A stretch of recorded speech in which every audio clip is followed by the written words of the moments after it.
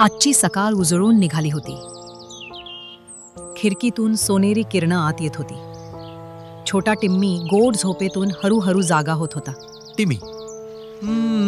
सुप्रभात माझ्या गोड सूर्यकिरणांनो.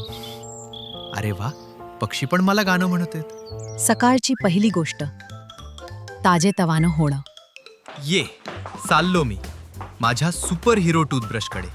दर सकाळी दात घासल्याने टिम्मीचे दात चमकदार आणि मजबूत राहतात. टूथब्रश गोल गोल फिरव. हस, अगदी छान. वा, माझे दात तर चंद्रासारखे चमकतायत.